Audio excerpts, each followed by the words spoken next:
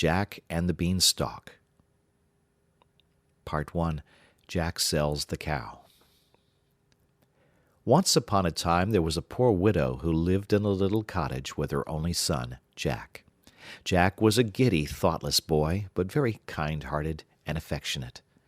There had been a hard winter, and after it the poor woman had suffered from fever and ague. Jack did no work as yet, and by degrees they grew dreadfully poor. The widow saw that there was no means of keeping Jack and herself from starvation but by selling her cow. So one morning she said to her son, "I am too weak to go myself, Jack, so you must take the cow to market for me and sell her." Jack liked going to market to sell the cow very much, but as he was on the way he met a butcher who had some beautiful beans in his hand. Jack stopped to look at them, and the butcher told the boy that they were of great value, and persuaded the silly lad to sell the cow for these beans. When he brought them home to his mother instead of the money she expected for her nice cow, she was very vexed and shed many tears, scolding Jack for his folly. He was very sorry, and mother and son went to bed very sadly that night. Their last hope seemed gone. At daybreak Jack rose and went out into the garden. "At least," he thought, "I will sow the wonderful beans. Mother says that they are just common scarlet runners and nothing else, but I may as well sow them." So he took a piece of stick and made some holes in the ground and put in the beans. That day they had very little dinner and went sadly to bed, knowing that for the next day there would be none, and Jack, unable to sleep from grief and vexation, got up at day dawn and went out into the garden. What was his amazement to find that the beans had grown up in the night and climbed up and up till they covered the high cliff that sheltered the cottage and disappeared above it. The stalks had twined and twisted themselves together till they formed quite a ladder. "It would be easy to climb it," thought Jack. And, having thought of the experiment, he at once resolved to carry it out, for Jack was a good climber. However, after his late mistake about the cow, he thought he had better consult his mother first. Part 2. Wonderful Growth of the Beanstalk. So Jack called his mother, and they both gazed in silent wonder at the beanstalk, which was not only of great height, but was thick enough to bear Jack's weight. "I wonder where it ends," said Jack to his mother. "I think I will climb up and see." His mother wished him not to venture up the strange ladder, but Jack coaxed her to give her consent to the attempt, for he was certain there must be something wonderful in the beanstalk. So at last she yielded to his wishes. Jack instantly began to climb, and went up and up on the ladder-like bean, till everything he had left behind him, the cottage, the village, and even the tall church tower, looked quite little, and still he could not see the top of the beanstalk. Jack felt a little tired, and thought for a moment that he would go back again. But he was a very persevering boy, and he knew that the way to succeed in anything is not to give up.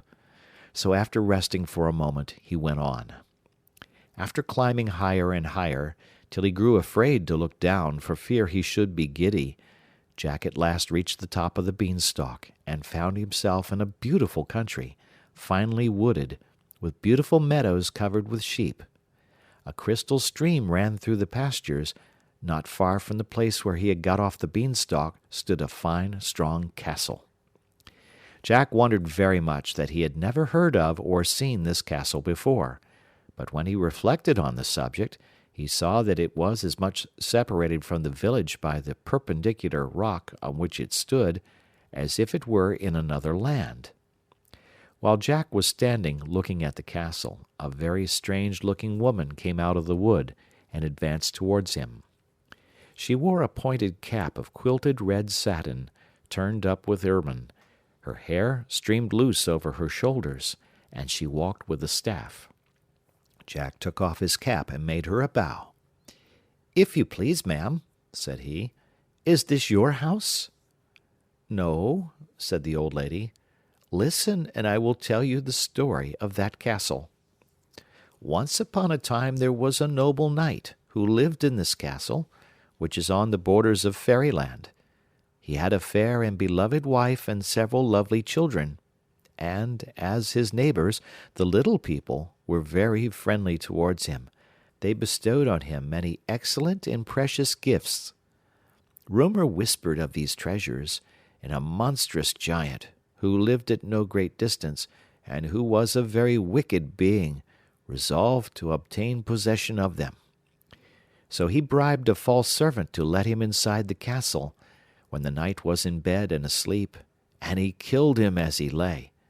Then he went to the part of the castle which was the nursery, and also killed all the poor little ones he found there. Happily for her, the lady was not to be found.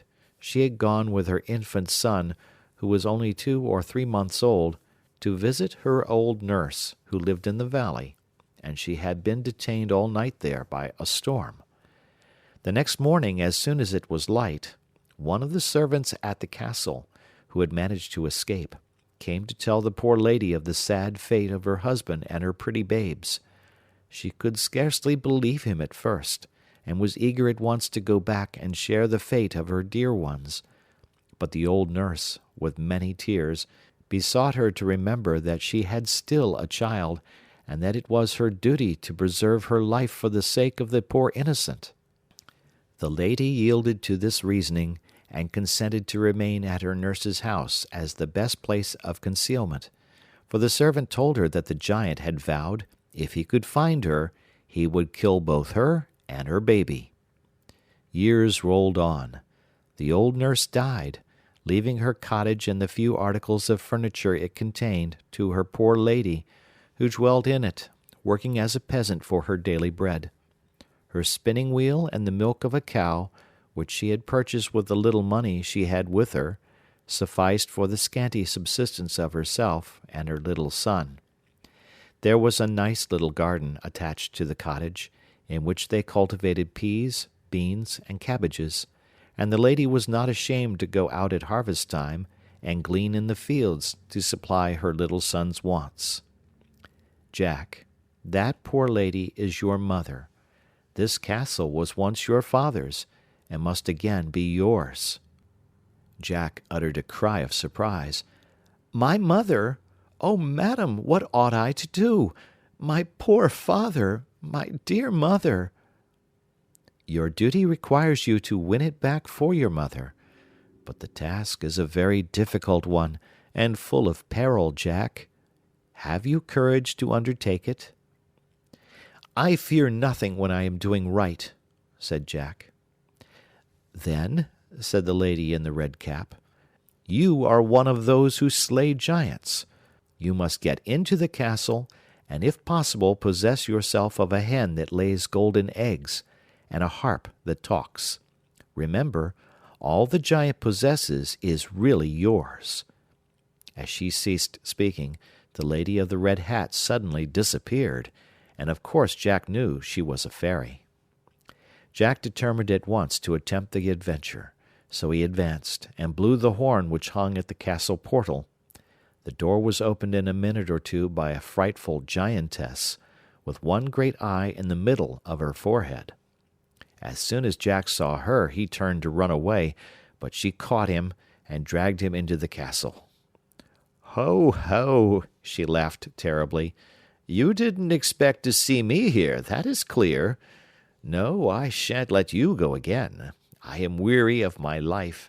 I am so overworked, and I don't see why I should not have a page as well as other ladies.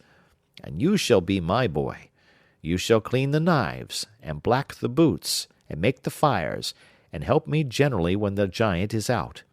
When he is at home, I must hide you, for he has eaten up all my pages hitherto, and you would be a dainty morsel, my little lad." While she spoke, she dragged Jack right into the castle. The poor boy was very much frightened, as I am sure you and I would have been in his place. But he remembered that fear disgraces a man, so he struggled to be brave and make the best of things. "I am quite ready to help you, and do all I can to serve you, madam," he said. Only I beg you will be good enough to hide me from your husband, for I should not like to be eaten at all."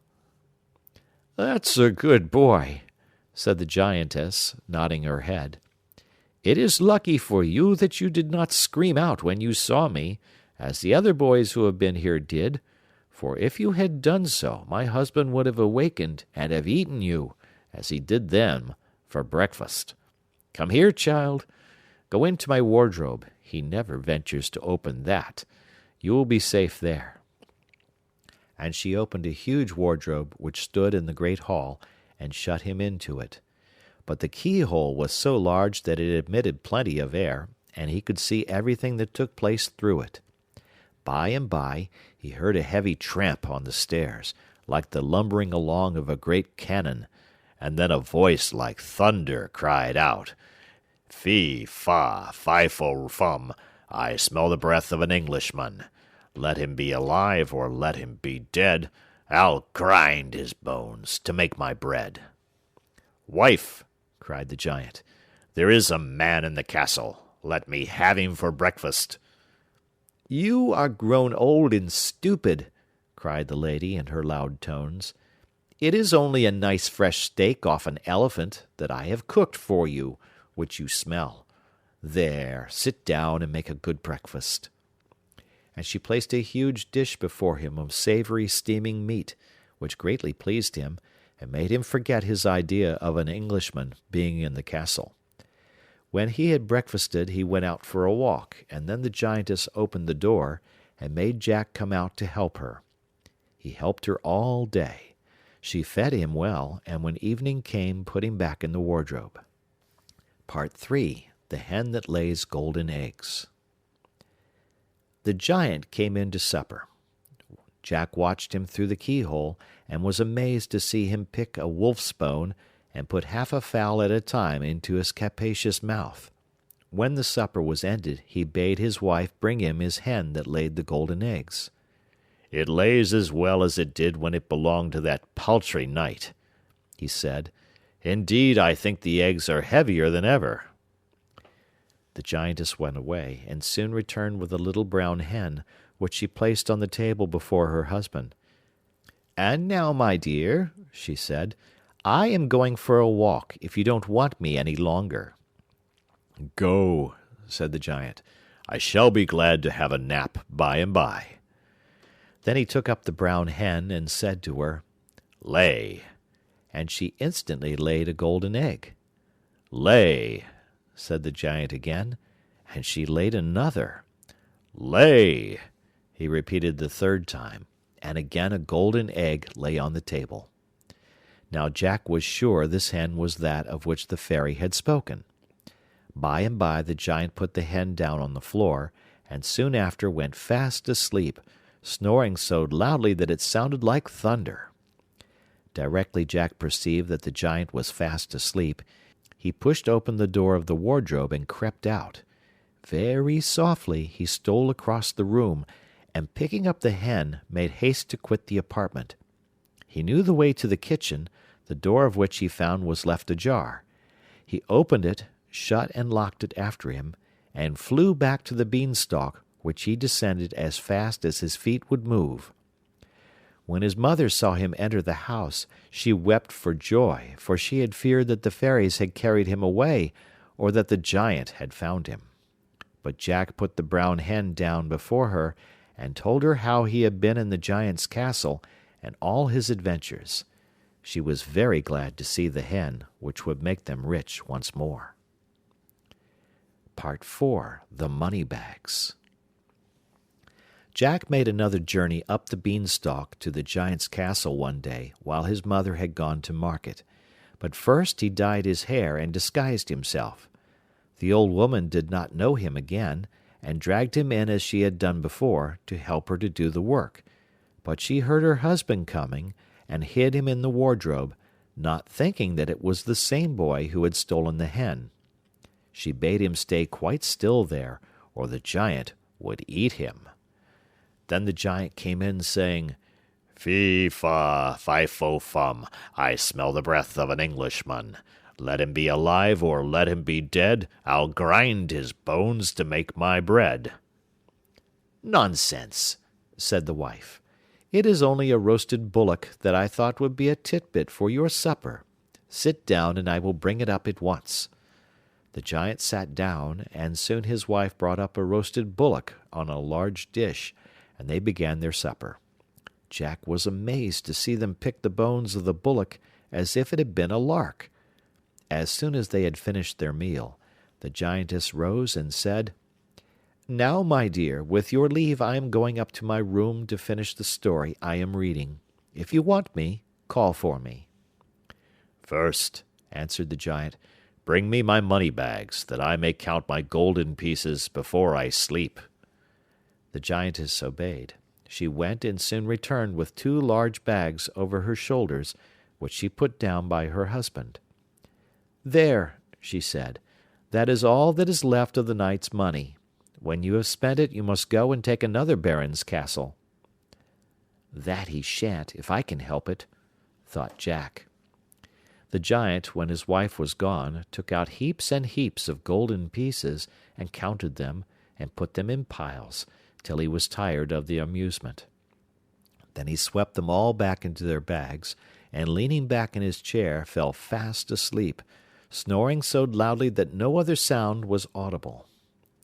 Jack stole softly out of the wardrobe, and taking up the bags of gold, which were his very own, because the giant had stolen them from his father, he ran off and with great difficulty descended the beanstalk, laid the bags of gold on his mother's table.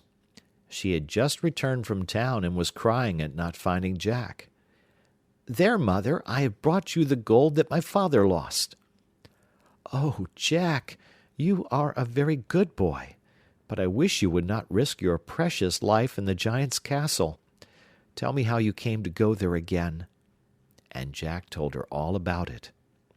Jack's mother was very glad to get the money, but she did not like him to run any risk for her.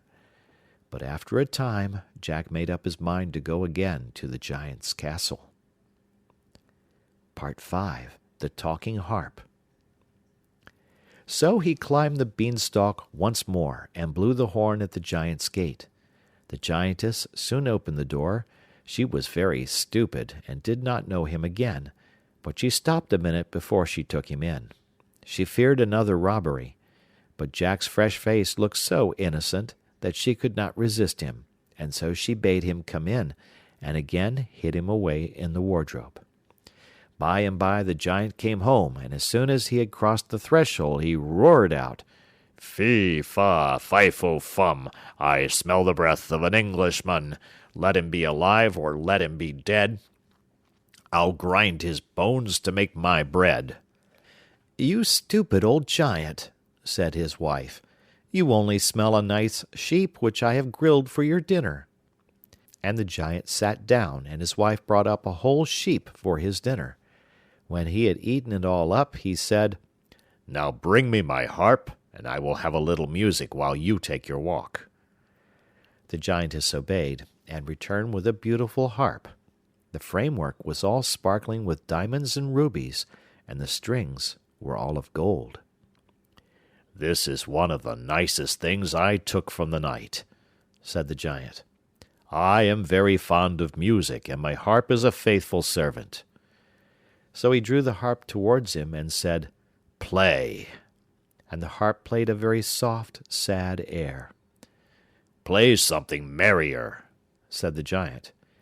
And the harp played a merry tune.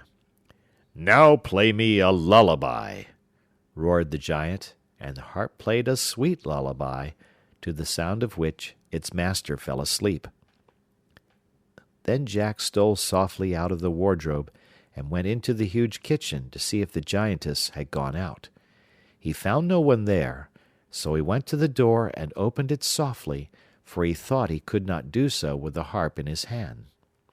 Then he entered the giant's room and seized the harp and ran away with it, but as he jumped over the threshold, the harp called out, "Master! Master!" and the giant woke up.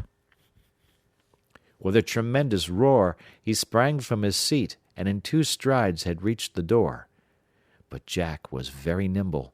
He fled like lightning with the harp, talking to it as he went, for he saw it was a fairy, and telling it he was the son of its old master, the knight. Still the giant came on so fast that he was quite close to poor Jack, and had stretched out his great hand to catch him. But luckily, just at that moment he stepped upon a loose stone, stumbled, and fell flat on the ground, where he lay at his full length. This accident gave Jack time to get on the beanstalk and hasten down it, but just as he reached their own garden he beheld the giant descending after him. "Mother, mother!" cried Jack, "make haste and give me the axe." His mother ran to him with a hatchet in her hand, and Jack with one tremendous blow cut through all the beanstalks except one. "Now, mother, stand out of the way," said he. Part 6. The Giant Breaks His Neck. Jack's mother shrank back, and it was well she did so, for just as the giant took hold of the last branch of the beanstalk, Jack cut the stem quite through and darted from the spot. Down came the giant with a terrible crash, and as he fell on his head, he broke his neck and lay dead at the feet of the woman he had so much injured. Before Jack and his mother had recovered from their alarm and agitation, a beautiful lady stood before them. "Jack," said she, "you have acted like a brave knight's son, and deserve to have your inheritance restored to you.